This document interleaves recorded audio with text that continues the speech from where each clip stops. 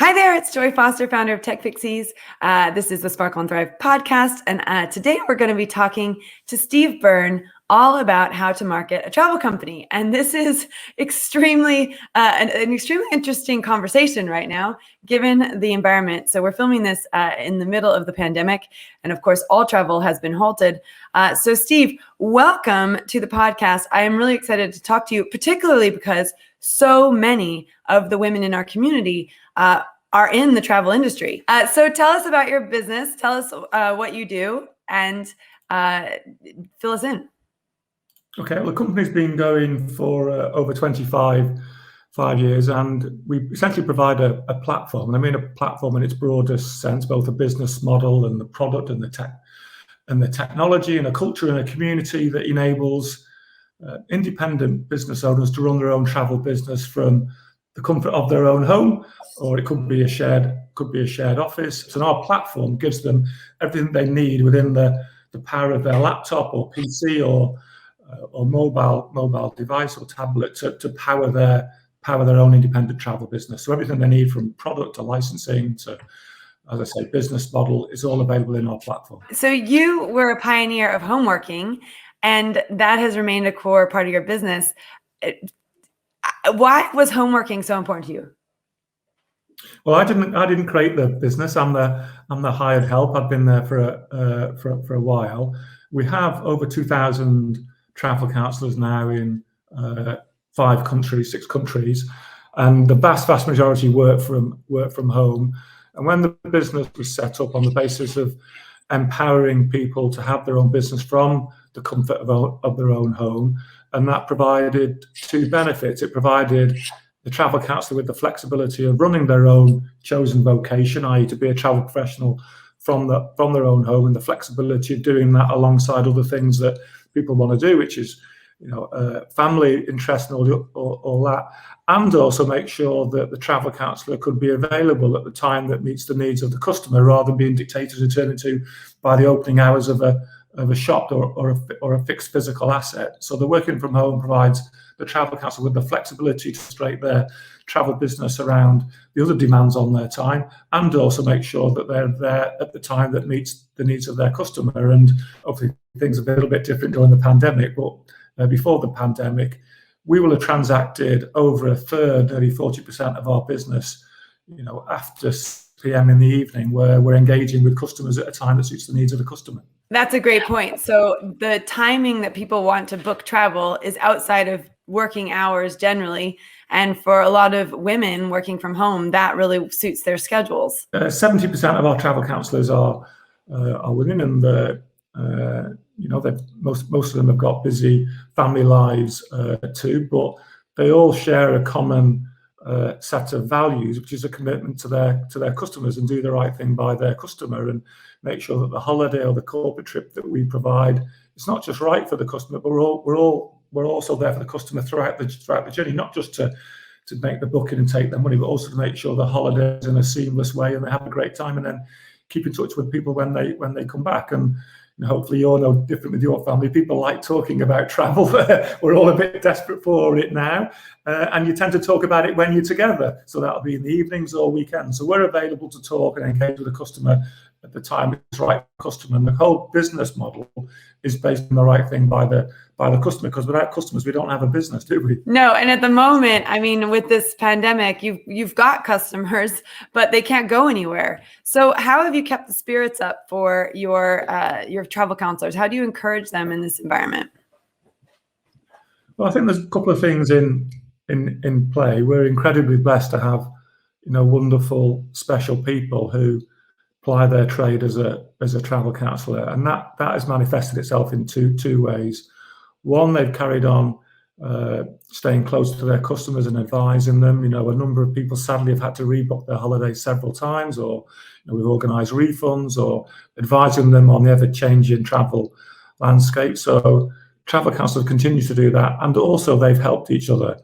We have such wonderful people, and you'll know from the community that you've built up, that people like to help others, and when you're helping someone else, you're also helping yourself, and you never know when you might need that help and support yourself. So there's been a lot of mutual giving and sharing and support within the within the community, using WhatsApp and other channels to keep people's spirits up. And then on top of that, the company, we try to be as proactive as we possibly can, reflecting who we are. We're a people-based business.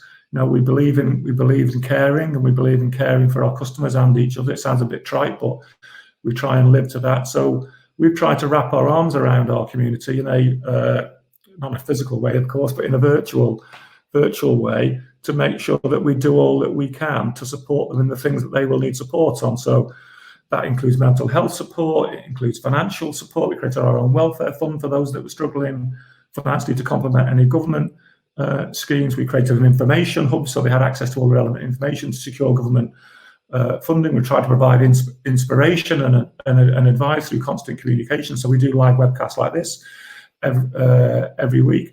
And then we try to make sure that we give them all of the tools and the assets that they need to keep in touch with their customers, so that in the middle of this terrible thing that we've all gone through as human beings, and none of us are immune to the health and human impact of this. But in dealing with that, there is also, an impact on business and commerce and income, which can have a positive and a negative impact on people's livelihoods and mental health. There has also been opportunities. We've pivoted our business, for example, to do a lot more domestic breaks this year. So we've been proactive in making sure that we're giving the travel counsellors the assets to be able to go and get the best out of the situation that we face ourselves. So in summary, the community has come together to help each other. And I think one of the lasting things that we're going to see out of the pandemic is the power of the community, both within businesses and more widely. And secondly, we as a company have tried to do the right thing by people. And in doing that, we have been very minded of the fact that in the middle of this, we've all had to do things that we would not otherwise maybe have done. But it didn't need to dictate and determine how we operate and how we behave and how we conduct ourselves. And I think we've all wanted to make sure, even though at times it's been very testing, I'm sure everyone's patience has been tested with homeschooling and the like, but testing also in terms of impact on families and etc. But more broadly, I think I've tried to remember that even though we will have to do things that otherwise we may not have had to have done, and everyone is operating in a more stressed environment, that let's conduct ourselves in a way such that when we get to this, we can look back with pride on how we've operated. And hopefully that's come through in the way that travel counsellors have looked after each other and also their customers. That is so interesting, because I think you're right. Our true colors come out in a stressful situation. And I think how companies have handled the pandemic with their employees and also with their contractors, et cetera, says a lot about the company and their value set. And I think that's so important. I love that you started a welfare fund as well. I think that's really incredible. So let's just talk about travel counseling for a minute. And why would someone, let's say, want to use, what would be the advantage of using a travel counselor over not using one, for example? I mean, I know we have a lot of women who are coming into our program. And in fact, we have a woman who just got a job yesterday, and I looked up her initial survey, because we do an initial survey when women join, and we say, well, why did you join our program? And very often they say, I don't know what I want to do, but I want to do something different. And that's what happened in this woman's case. She was a teacher, and she decided she was going to leave teaching. She knew she wanted to do something different. She didn't know what. And now she's got a fantastic job, on Twitter. But I guess what I want to know is, there's a lot of women in our community that aren't sure about what they want to do next, but they do love travel. We had a student last night talking about how she was thinking about starting an Instagram account to feature all of the places in the UK that films were shot, beautiful places that you could go visit that you've also seen in movies and shows, etc. And so why would someone want to get into travel counseling? And what is it? And why would someone do that? Why would someone pick a travel counselor over, I know you've explained what it is a bit, but why would someone pick a travel counselor over doing it themselves? What are the advantages? Yeah, great. I'll do the first question about why become a travel counselor. And people who are drawn to it have got a natural passion and interest in travel. So you might have chosen that as your first vocation when you left school or college, or you may be in a vocation that which doesn't involve travel, but you find yourself in your spare time thinking of, dreaming of, planning your own trips, and you might get dragged into planning the holidays of your family and friends. You have a natural interest in the world and all the stuff that the world has has to offer. So our academy program offers the ability for people who don't work in travel to do a job that they've got an actual interest in. And we're also looking for people who also get a buzz, get motivated by the fact that, by a couple of things. One, they're looking after people. So we provide a human-to-human service. It's a professional service in the same way that you're a doctor or a lawyer. Being a travel advisor is a full-time profession. You need to know what you're talking about. But we want people who've got that innate desire to want to care for other people and make sure they have a wonderful time and get a buzz when they know that customer's had a brilliant holiday. And then I think the other attribute we're looking for are people who understand maybe that they may have experienced conventional working and working as a salary and working as a small or larger business, but they want to do something for themselves. They want to liberate themselves perhaps from fixed hours or a fixed location or the hierarchy that maybe get corporate life. And listen, I've never been myself. I've been a complete hypocrite. I've always worked in a conventional way. But I think people who are attracted by travel counsellors understand that there's something about them. They want to do something for themselves and be in control of their own destiny. Now that comes at a significant sacrifice and risk, because our travel counsellors are, like some of your listeners, are self-employed. They run their own business. They've got no fixed salary. So as far as I'm concerned, I'll always put them on a pedestal. They're making that brave step to become a travel counsellor and be self-employed. But by doing it, you can liberate yourself from the confines you get maybe in a corporate world, doing a job that you love. And if you're successful at it, you can earn much more than you could otherwise have done, as many of our travel counsellors do. But perhaps for many more, it's more about they've got much greater flexibility about doing a job they're passionate about, and also endeavouring to be a decent partner and a decent parent too. And the flexibility that it provides, I think, is why most people, once they've done it, even after what we've gone through in the past 10 months, would say they've done it sooner, but they don't do it sooner because it's a big bold step to become self-employed. In terms of the customer, I mean, never has there been a time in my experience in travel customers appreciated more the power of having a human being to look after your travel needs than now. I mean, sadly, lots of people had to have their holiday plans cancelled or postponed during the pandemic, and they had to desperately try to get those rectified if they booked it online by going to that company or going direct to a travel provider like an airline and waiting in the queue to get looked after. Our travel counsellors don't do that. They'll be contacting you before you need to contact them to make sure that you are looked after, and making sure that you travel safely, you have the experience that you want, and your hard-earned money. And maybe holidays are a significant investment, no matter what your income level is. It's a hard-earned pleasure you are choosing to do for yourself and your family, and it's a repeat purchase. You want to get it right. Our travel counsellors will go to the end of the earth to make sure that when you go on that holiday, you have a brilliant, memorable experience. And if anything goes wrong, we'll be there to fix it. So you are getting a professional looking after your needs, giving you a level of care and attention and financial protection that no one else will provide. And that's the power of dealing with a human being that cares as much about your travel plans as you do. That's so interesting. I'm like desperate to work with one of your travel counselors. And of course we have a few in our community, which is brilliant.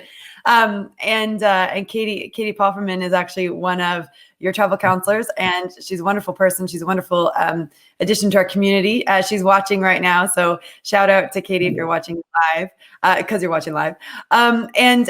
So this is great. So you've explained what a travel counselor is. I can see the appeal, especially for someone who just loves traveling. And I know what you're talking about, like that person who loves to plan the holidays. I am not that person. My husband is. It was so funny when you were saying that. I was like, my husband needs to think about doing this. But, he loves to plan the holidays. He loves to have a plan. He loves to have, sussed out all the restaurants and, organized all the activities. And it makes a big difference when you have someone who cares about that. I just want to go on the holiday and enjoy myself. We should be a travel. Yeah, but I love you also mentioned corporate travel. I hadn't even thought about that, because of course, if you are going to do a retreat for your team or something like that, you do want the best experience for them, and that takes a lot of the stress out of organizing it. So that I didn't even think about that as a possibility. So how have people been marketing in this environment? How are people still able to generate revenue in this environment? What are your top travel counselors doing to keep going? The context before the pandemic and the fundamentals haven't changed. Our business is based on, first and foremost, looking after the customers that you've already got before you chase new customers. And I think that's a fundamental part that maybe that could apply to a number of businesses. Before we spend hard-earned money trying to find new customers, let's look after the customers that we've already got. And 2/3 of our business, 2/3 of the travel counsellor business will be repeat business. I've done such a good job of looking after that customer that they will come back to me. And then the most powerful way of getting new business, and you'll know this, Joy, before you dive into advertising either in an analog or a digital way, is to leverage the advocacy of the customers that you've got. So we get most new customers, or travel counsellors get most new customers from referrals. I've done such a wonderful job of looking after my customer that either of their own volition or at my request, they will recommend me to their family and friends. And we measure our effectiveness of that using Net Promoter Score, which some people will be familiar with. And a travel counselor's Net Promoter Score on average at the time of booking is 94%. So it's right up there with the best brands in the world. So first and foremost, do I look after my existing customers? And our travel counsellors will share the qualities that your viewers and network will have, is that I take my job seriously. I take my commitment to my customers seriously.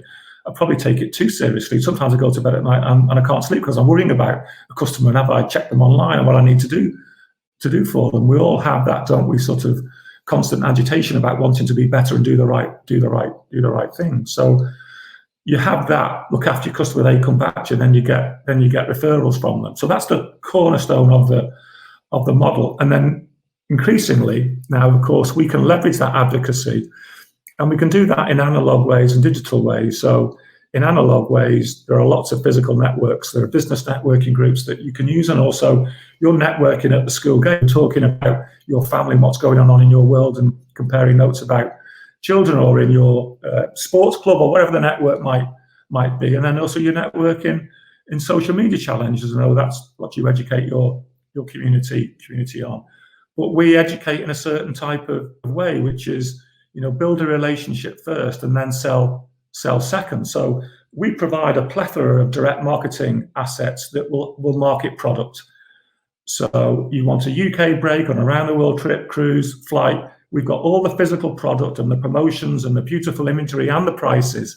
So a travel counsellor can furnish that to you directly using our marketing campaigns into your inbox, or they can furnish it you through their social media group. So we've got all of that, but we're trying to educate people first, build a relationship, and then sell second. Try and build a bank of trust that you can then draw on before you start to sell into people. Now, in the pandemic, one of the reasons that our travel counsellors are going to come out of it strongly, and without blowing our own trumpet too much, Martin Lewis from MoneySavingExpert.com, made a validation of the brand. It said, when you come out of this and think about your travel needs, look at businesses like travel counsellors, where they looked after their customers during the pandemic. And that is because the disciplines that we had going into it, which are about looking after customers, keeping in touch with customers. We've had no real serious income until recently, for about 6-9 months of the year.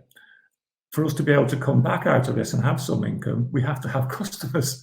So therefore, the quality of the relationship you had going into it, and then the quality with which you build on that during the pandemic, means you're building a foundation. You're building that well of trust that you can draw on as you come out of it. So travel counsellors are keeping in touch with customers at a human-to-human level, revising their holiday plans, keeping them up to date, and then furnishing them with the product information to inspire them to book when they are comfortable with booking. Yes, they do all of that, but they're first of all building that trust. But we provide all the digital assets, all the analog assets that you'd expect of a decent consumer-focused business, but it doesn't replicate the power of the human relationship between the travel counsellor and how they make you as another human being feel about booking and doing business with them. Gosh, that was really powerful, because really just understanding that concept that people buy from people, and the basic marketing concepts of taking care of your customers. I also love that reminder that your existing customers are your best returning customers.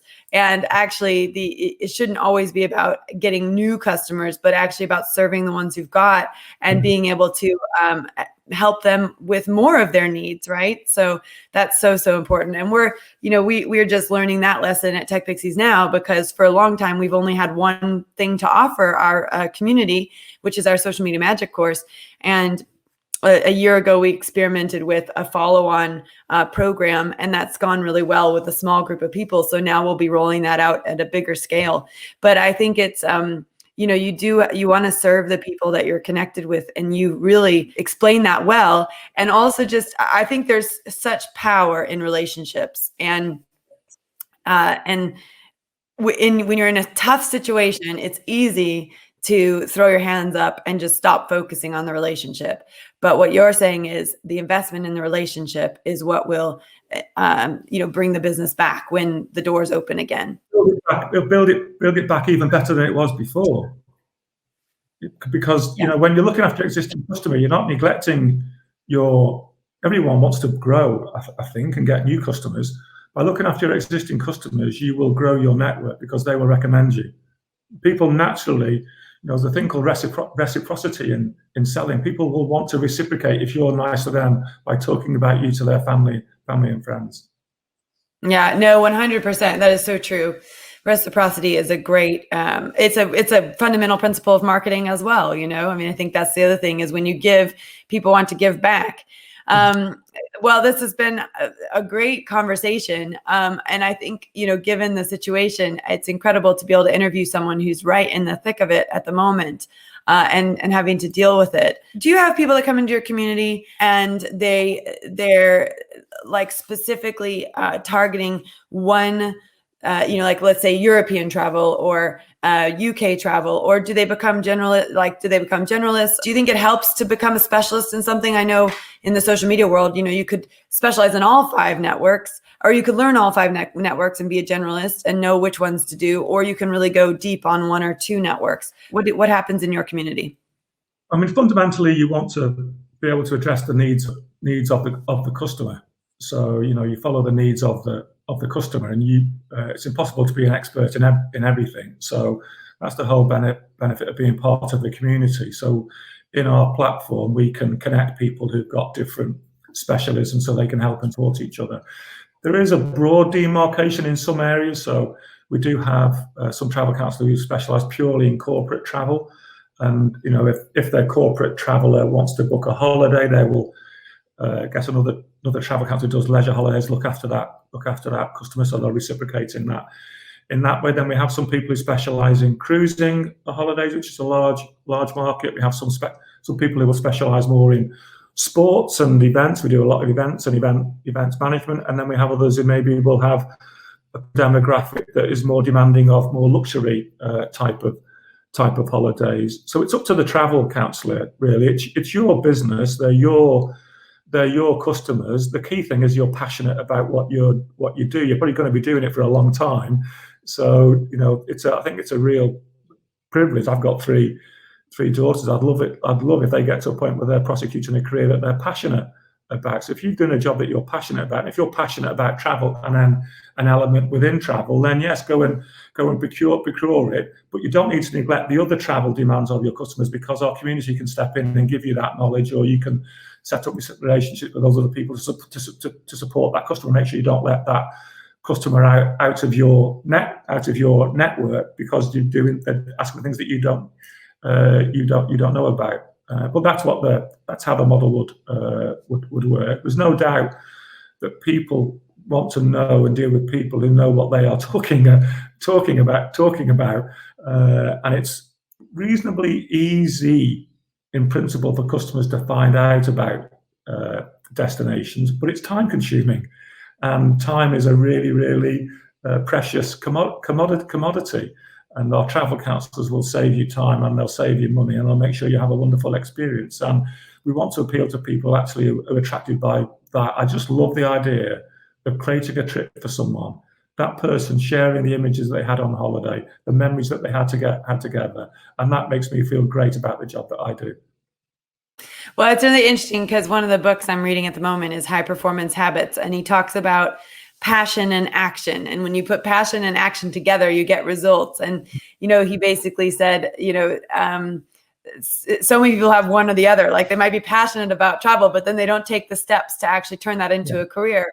Or they might be passionate, they might take action, but they're doing something that they don't really love.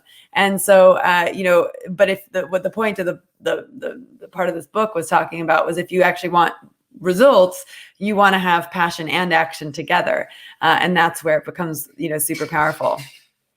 Absolutely. I think if you're having your own business, you also need a fair amount of resilience too. And I take my hat off to the many people who are self-employed in the country who are prosecuting their chosen vocation, sometimes without any customers and income during the middle of this. And I think the resilience that people have shown is just an incredible indictment of the human spirit. And I'm no doubt that they've been doing the right thing by their customers in the meantime. I read something really lovely early on in this, that everyone, it sounds a bit corny this, so just bear with me, everyone's writing their own book in their own way. We don't all get to publish it, and we're not going to let this pandemic be the last chapter in our book, are we?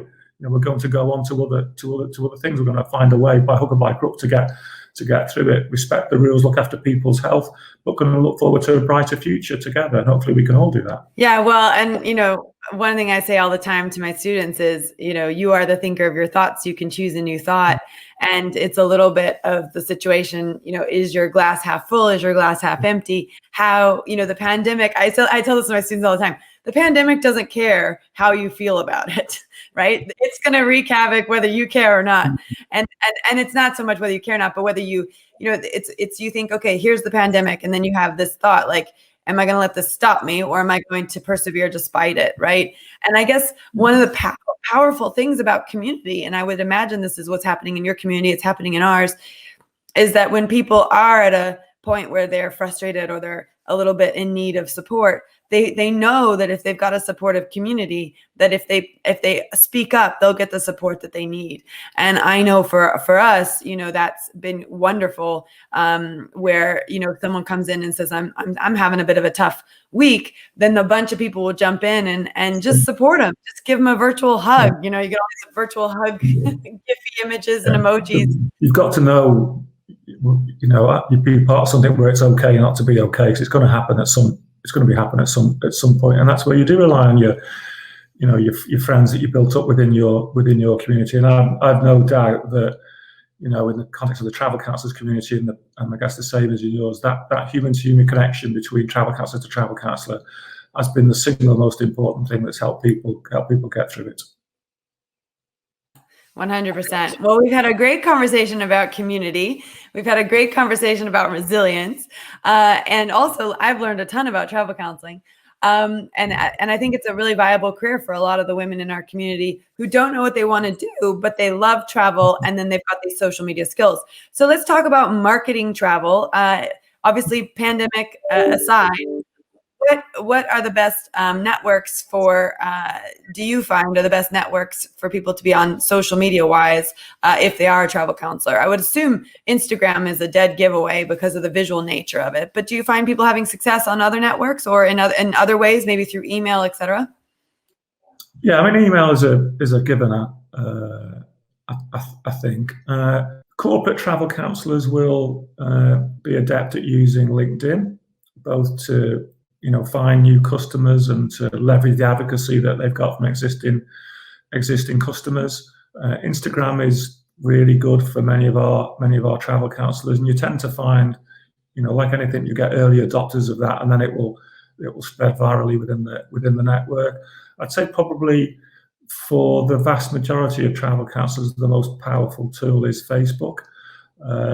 Where they built up a natural network anyway through their family and friends, and then intersperse that with their product knowledge. And we encourage people to think about Facebook both as a business tool and a personal tool, and they can set themselves up accordingly. They've got much more adept. We've all got much more adept, haven't we, in using media like this? So Zoom calls to relate with people. So we've had travel counsellors in the pandemic doing travel clinics on Zoom, where they've set up a network of customers and on a regular basis talking about what's happening in travel and sharing them some destination information. I mean, there's lots of new product coming into the market, particularly in Greece this summer, that's wonderful and really appealing. So they'll use those Zoom calls to share some of that as well. And then, creating their own networking groups. So, in the past, where there hasn't been a physical networking group in a village or a town, they will have created one. So a coffee morning, and now they're doing that virtually too. But hopefully, it'll be replicated in the physical world when we can start to do it. Anything that enables a face-to-face, human-to-human connection is the most powerful way of getting your humanity and caring and values and professionalism across. And social is great for that. But as I said before, it's not just about bombarding it with a load of offers. It's about top and tailing whatever we produce, so it's personal to the travel counsellor and personal to the customer. Yeah, brilliant. I love that. And I love the fact that you pointed out LinkedIn, because a lot of people think, especially if they're learning social media, they think, how can I use LinkedIn? And actually LinkedIn is a brilliant network for establishing yourself as an authority in that space. And what you've got is an active audience of people who are working, which also, it helps. If you are working, it does help, because you can then pay for holidays. So I think that's one of the huge advantages of LinkedIn, is you've got a captive audience of people who are in careers or there are people looking for jobs and things like that, but a huge proportion of people are on LinkedIn because they are wanting to establish themselves in their industry and they're wanting to network. So there's also probably an opportunity there to network with other travel counselors as well, and, kind of stay on top of the industry. And absolutely. And none of that, all of that is complementary to the old-fashioned stuff, like picking up the phone. That's still an effective way. I love it when you say that, like, just pick up the phone, like how many people just forget that that's an option. Well, picking up the phone, having a chat is still really, really, really, really important. Yeah, well, we just launched a bot on our website for chatting, and we gave her a name. We called her Pixie Bot.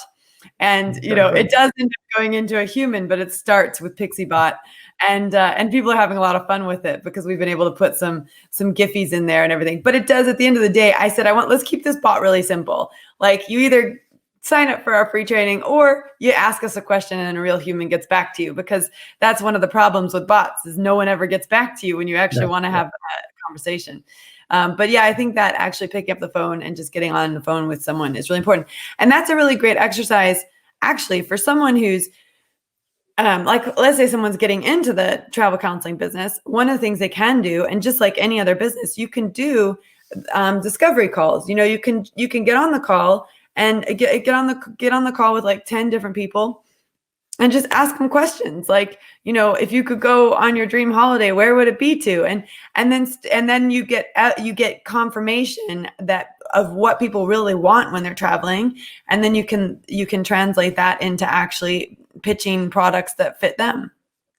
Yeah, I think where social media is brilliant is obviously if you're new to a business, it's a great tool to find customers. So if you're starting a travel business, then how do I find customers? How do I network myself? Then social media is perfectly placed for that. I've taken on 150 new travel counselors during the course of the pandemic. In terms of finding new customers in the current world where you can't physically work, you're not having those natural conversations at the school gate or in business networking groups like BNI, then you can use social media and should use social media to share, change my career and this is what I'm doing, and start to furnish through your social media accounts stories of yourself and the business and the product that you offer. So social media is a great way of finding new customers and building up a database, and that's an effective tool, I think, for many travel counsellors that are starting their business. Oh, totally. And actually, you made a great point there, because at the moment where we cannot physically go to a room and meet new people that we don't know, social media is a great place to go and find people that are interested in travel, start up a conversation with them, get to know them 100% in there. So this is great. Lorna, one of our students, she's watching right now. She says, great to listen to this. And now I'm even more motivated to start looking at booking a break with one of the Pixie travel counselors. I totally agree with that. That would be great. And Kate says, Yay, two awesome people. So we love Kate. She's the one who recommended that we talk to you. She absolutely adores the company and of course your leadership. And so I guess maybe we'll close on that. What does it take to lead? In a pandemic, you've had to obviously lead the people that are in your company, the travel counselors. What's been your biggest learning? I mean, apart from community, because I know that's been a huge one. Well, I can only speak very openly about it and be honest about it. I mean, my management style, if I had one before the pandemic, was sort of try and be a little bit less about me and more about providing a platform for others. I think the pandemic, quite rightly, people were saying, what you're doing as the leader of this business to help us get through it. So I've tried to step to the fore and be visible and provide the assurance and hopefully calmness without sending people to sleep, and clarity about what we need to do. And I think as the CEO of the business and the leader of any business, you're primarily concerned with the culture of the business, the strategy, and the people. And our business is inherently a people business. Customers are people. Our travel counselors are people. So what do we need to do? What can we do to help people navigate the profound implications of this? So we've tried, to be constantly thinking about what's the human impact of all of this. And listen, we've had to make some difficult decisions in the midst of it too. Which were difficult, but even in doing that, we try to think about the impact on the person and the human being that we're dealing with. Now, that all might sound terribly trite and corny, but that's what we've endeavoured to do. I'm not saying we've always done it perfectly, but we've done our best to do it like that, and I think that hopefully will see us through it. But I think as the leader, you've got to keep on reminding yourself that it's not about you; it's about people that you're trying to service and support. Because without them, you don't have a business. So, whether you're part of our 200 support team that we've got in Manchester, or in our offices across the globe, or our 2,000 travel counsellors, our job is to provide a platform for them to have a fulfilling career or business and do all that we can to help them. Now, you will occasionally, because business sometimes can be tough. Occasionally, if you're protecting a company's culture, or things have gone wrong, or you're dealing with risk, that you maybe need to have more robust, rounded conversations. But hopefully, people know when you're doing that, it's coming from a good, well-intended place. Yeah, 100%. Well, I know for sure if I'm going to book with a travel counselor, it's definitely going to be a travel counselor. I love that. And we, of course, have one in our community who's amazing. And I know that this is going to be the summer of staycations. So I guess the final question I have, I keep saying there's the final question, but where do you think, if you're going to staycation in the UK, is it going to be too busy in Cornwall, do you think? Our travel counsellors are doing a great job in offering domestic breaks, and there's some great product. But it's not easy to find. If you know the hotel that you want, then maybe. But there's lots of great choice, lots of experience-based stuff that you can now do in the UK. So I genuinely, I am biased, but I genuinely mean there's that much product now, but there's also a massive demand for it. You won't get into some places, so a travel counsellor will guide you through that. But I also wouldn't give up hope of a summer holiday abroad. The vaccine rollout, is fantastic news. There's a lot of work being done on these green travel passes, so you can travel safely if you've been vaccinated or have got a negative test. And there's also already musings from some destinations like Greece and Spain that they may welcome UK visitors. Now, there's no complete confidence in that at the moment, but we have seen a significant uptick in demand, even though things still are not completely clear since Boris Johnson made his announcement on last Monday. So domestic breaks, absolutely, you'll be able to have a great time. Can't promise the weather, but speak to a travel counsellor. But there's also the opportunity for some summer holidays to a little bit further afield, and your travel counsellor will be able to advise you on all of that. Well, I am crossing my fingers to get to go to Italy. We've got my mom and her partner, who's been, he's been in my life for 15 years now, probably longer, 16 years. They love Italy, and we haven't seen them for two years because of the pandemic. And so we're kind of hoping that, we'll be able to go. I'm just desperate to see my family. 2 years is a very long time to not see your family. I think you're not the only one thinking that. Yeah, I think even if I think about it, I almost burst out in tears. But that's our big hoping it works out. And of course, the crazy thing is, because I'm American, I often I've had to give up my passports at different points for visas, and now I'm going for citizenship and things like that. And so we've had to do a lot of staycations because we just haven't been allowed to leave the country.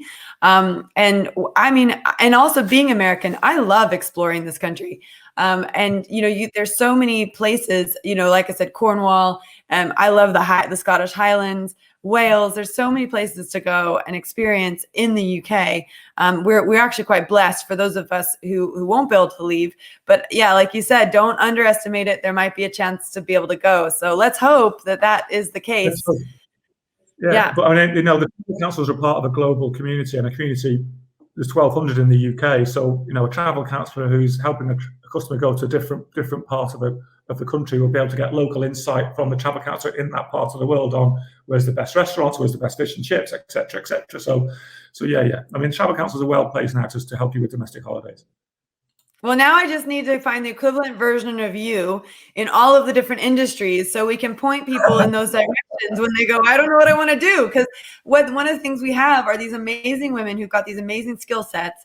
And then now that they've got the skill sets, they're like, okay, what next? What do I do? Where do I go? So I guess the reason I decided to do this podcast and really wanted to do this podcast was because I wanted women to know that once they've got those social media skills and they've got the confidence to put themselves out there, which we do with our Social Media Magic program, that actually, if they love and are passionate about travel, that Travel Counsellors is a great direction to go to. So tell us where people can find you and sign up with you and explore travel counseling.